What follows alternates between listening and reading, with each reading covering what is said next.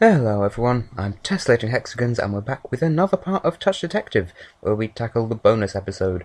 And I am so sorry I put this up so late, and I can only apologise, but let's just crack straight on with the bonus episode. Ooh, crack, cheeky.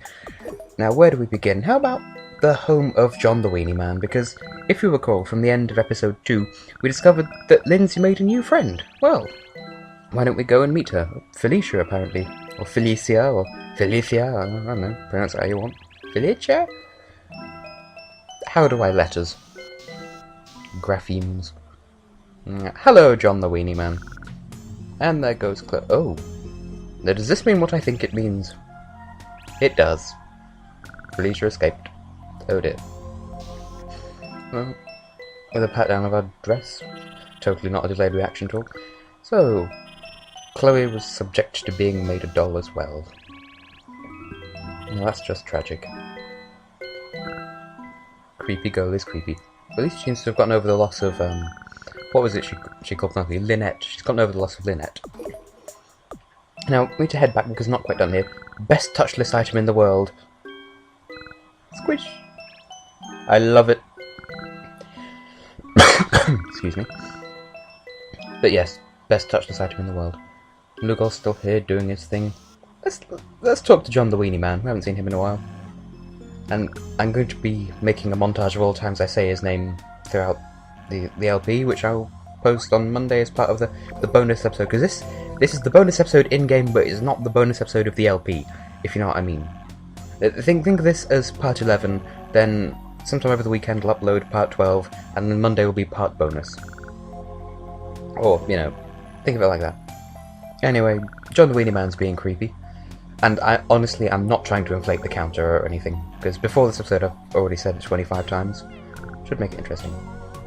Anyway, it was at this point I remembered what I said in Chapter 2, and I've come back to actually look at the notices over here, because there's some quite entertaining stuff here. How the day feels? What? And this is the sign I was talking about. Adults $5, children $3, beautiful women $2. For serious scholars only. I'm sorry, maybe that was an overreaction. My head just popped a bit because innuendo. Oh, excuse me. I just drank a load of Pepsi out of a Coca-Cola glass because I am a rebel like that. Anyway, Mr. Guy without a job is being mysterious. Now that's fine. That's a running joke that I kind of completely missed spectacularly throughout this run of the game. But most of the time, throughout the main story, if you talk to him, he'll say something, and then Mackenzie will tell him to get a job. That's kind of a running joke with him. And yet he somehow has a job, and that's why he's giving us a document? I don't know. That does bring me to one point that I've been meaning to address for a while. Now, this is a 100% LP in terms of I'm getting all the touch list items, and I'm getting all the investigation report things, which is what we're doing now, and I'm completing the 4 main chapters of the game. In that regard, it's a 100% run. But what I will not do is show every single eventual line of dialogue and every dialogue tree and so on. And the same goes for when I LP Touch Detective 2.5. And my reasoning for that is, well, apart from the fact that it is just text, you know, you're not really missing the... it wouldn't be conducive to making the LP any better. But besides that, maybe it's an incentive for you to go out and get the game yourself, find out what happens if you take a different branch of dialogue, find out what the characters say, immerse yourself in the world even further. I do recommend doing it. Anyway, if you recall from the end of Chapter 3, Barnaby turned the ice rink into a pool, but this is definitely not a pool. Either that, or he's just put the air conditioning on and forgot about it. So, what gives, Barnaby? Barnaby! At least he doesn't have to deal with the problem of ice floating in the water that no one wants to swim in. Dark side to tropical resorts. See, I can't say that phrase without thinking of the first level of Sonic Colors. Now, bearing in mind he's talking about actual tropical resorts, yet at the end of Chapter 3 he emigrated to the Arctic. Just something to bear in mind. I'm saying nothing at the moment because I'm just looking at his teeth and I'm just thinking, what if he looked down? I said this in Chapter 3 as well. Would he stab himself? Or... Now, I was trying to touch his coat there because that is a touchless item, but you need to come back to that later. I'm never exactly sure when that becomes possible. And I do make a weird cut partway through here, because I tried going back into Touch's coat again, but you have to leave the area completely, so leave the park and then come back before it resets and makes you able to touch his coat. Which is a bit strange, but that's how it works. Now then, this chap wants us to buy him a drink, and this brings me on to another point, which will become more clear in a moment when we go to the shopping plaza, because we need to go to the shopping plaza to buy a drink. That's how capitalism works. And you'll find that a lot of the items in the bonus episode, we're going to grab the ketchup because reasons. In the bonus episode, you'll find a lot of recycled items and graphics and animations from the main game. Fussy clicking for the lose. And so fussy I end up talking to him. But, yeah, what am I trying to say here? Yeah, so you get a lot of items that are recycled from the main game and character animations and so on, but in new context. Now, this drinks can, and one other item which I believe is also in this episode, I don't know, because I did the whole thing in one long recording session and I had to split it because it ended up being 40 minutes long, and I don't do long videos like that. I mean, some people do, and that's pretty cool, but yeah. Anyway, totally ignoring the fact that we just filled the ketchup bottle with water. So yeah, there's this, and there's another item that don't appear in the main game, and I'd be inclined to think that maybe they would have done, but they didn't find a way of implementing it, or something with... Oh. Now, keep your eye on the mustard bottle on the right there, because we'll just give him the watered-down ketchup, and that's totally tomato juice, and suddenly the tomato bottle's back with the mustard. Tomato bottle. I'm sorry, that's just... I don't know why that's funny to me. Anyway, now we can finally gently caress Barnaby's coat. Oh, British slang. I did a sort of camp roll of the eyes, hand on hip pose just then.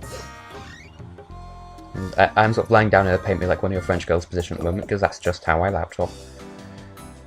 Because I do this all on a laptop using Windows Movie Maker. I know, it's tragic. Anyway.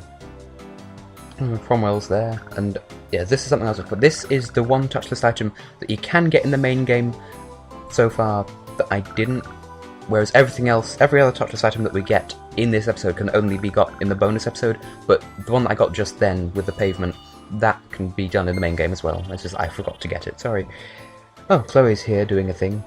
And Dover's doing a thing as well. Well, let's all do a thing! Oh dear.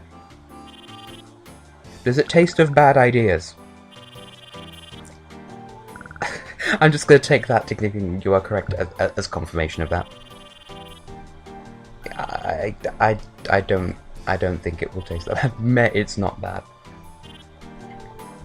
You see? Yeah.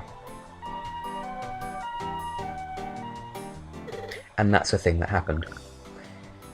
I think the siren is another thing that only appears in the bonus episode, whereas usually it's it's all recycled sound effects, animations, graphics, whatever.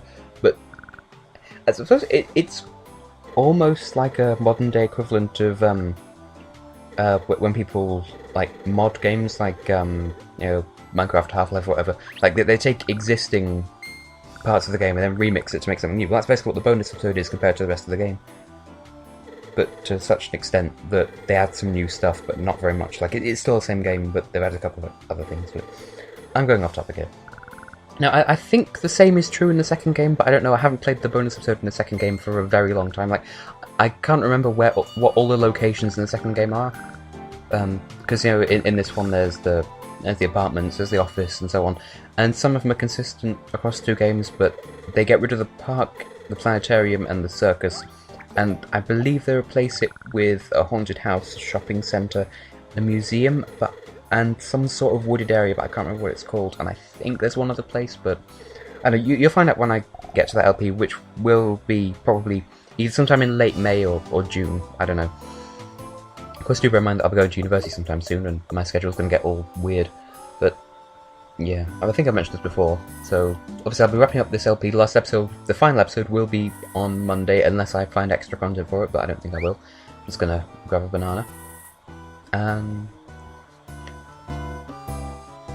Got completely distracted by the banana, because that's just my attention span in a nutshell. But yeah, so we're finishing up this LP on Monday. I will be doing Eurovision reviews as normal, until they're all revealed, which will be halfway through March, then I will probably still post like a vlog or an update video or something between then and April, but then I've got something planned for the entirety of April.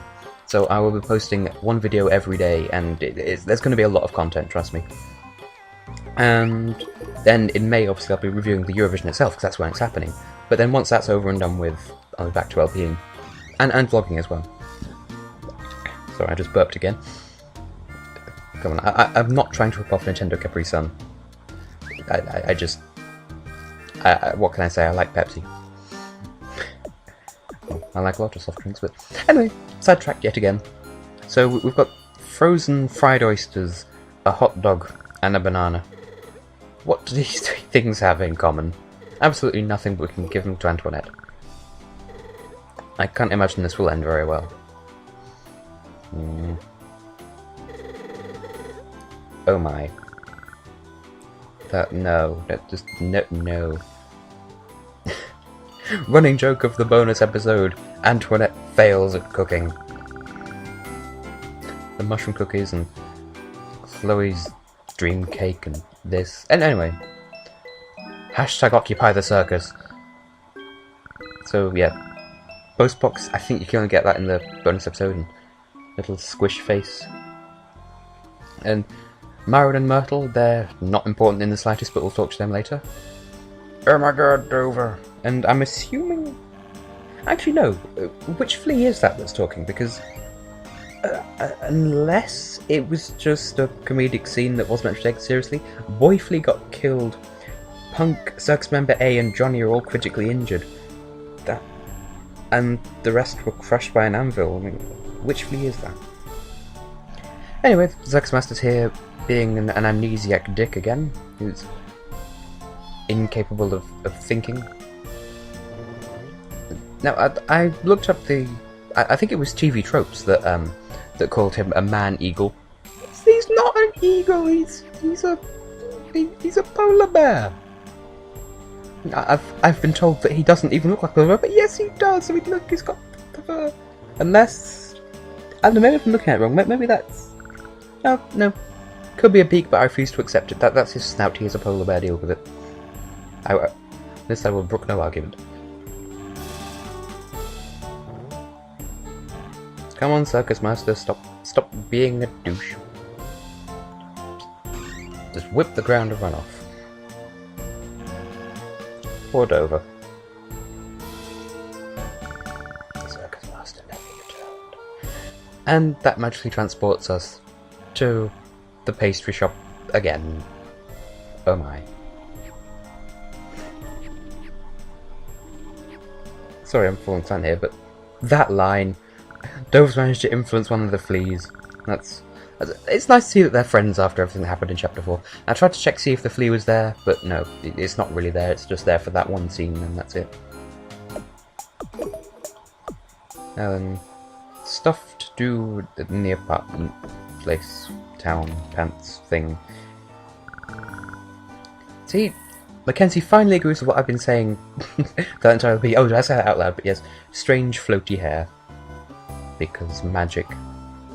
Science and pressed flowers. Now then, up on the roof, and Chloe's being strange, but what? You have no right to challenge me, you don't know my life. Sorry, I just burped yet again. This is why I shouldn't record straight after having dinner. So for some reason, snapping turtle. I'm assuming it's because teachers snap at people? I don't know. To be honest, my experience of college, I have some very, very relaxed teachers, and I'm grateful for this, because they're good people. Although one of them did once threaten to throw a shoe at a student. I don't think she ever followed through with it, though. Anyway.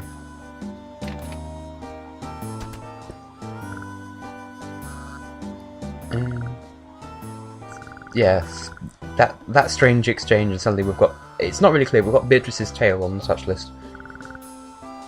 Don't know why you can't get that until the bonus episode, but whatever. Anyway, yeah, this is the other thing that I was talking about, where you get a camera to do this, and this is another item that only appears in the bonus episode.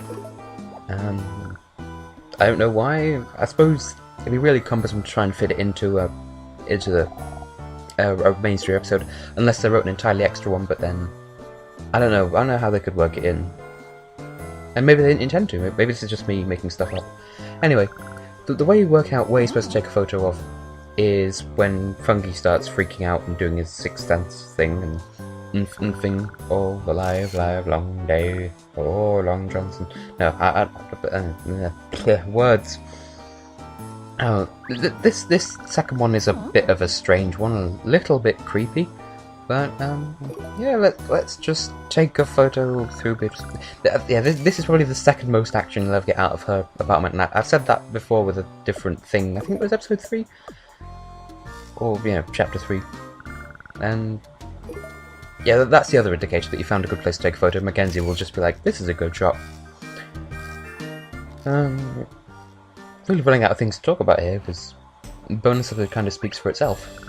It's just a load of little side quests, which can be unlocked throughout the story. And one thing to note though, you can go to the bonus episode at any point, but you can't, unless you've been to a location in the main story, you can't come to that location bonus episode. Like, you can't come to the circus in the bonus episode prior to chapter 4.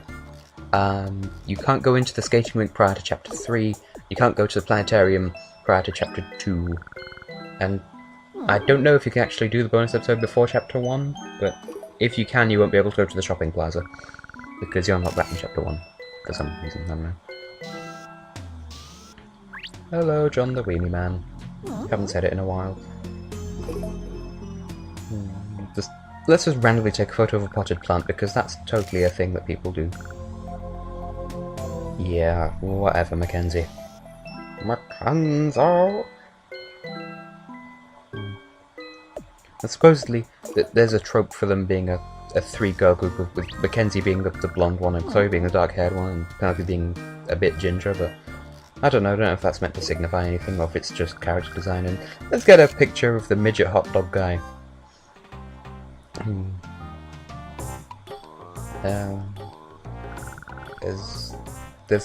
Yeah, let's just... Yeah. I don't know what to say, but that's a line to take out of context. Actually, don't. Don't take the line out of context. Took a picture of the hole. Little bit awkward. It wasn't awkward until I said it either. And now I regret it. Anyway, we'll just randomly take a photo of the fountain, because fountains are fountains that do fountainy things. Yeah, let's take a photo of that weird purple haze behind... Is her name Katrina? I'm pretty sure it is, but I don't know. Because Animal Crossing. Yeah, and now, at this point I was trying to see if you could take on another side quest while doing another, because the camera one is one of the longest side quests, just because you have to travel between all the locations, get all the photos. But there are 2 hide-and-seek ones as well, a second of which is fairly lengthy. But no, it's nothing too time-consuming compared to the main game. It's like, this is only putting up 2 20-minute episodes because I'm putting all the stuff together, and really, it's more like half an hour worth of content. Well, no, it's like 35 minutes. Spend a few minutes looking through all of the investigation report and touch list at the end of the next episode. But at this point, I'm going to cut it when I go into the fortune teller's shop. So I'm just going to say, if you could leave a like or a comment, then I would appreciate it. But it's your life; you don't have to. It does make me feel happy inside, though. But anyway, yes, I have been and will continue to be Tessellating Hexagons. Thank you for watching, and these are some random questions. Yeah, this is the point where we talk to these guys. But yeah, enough with me saying words. Bye bye.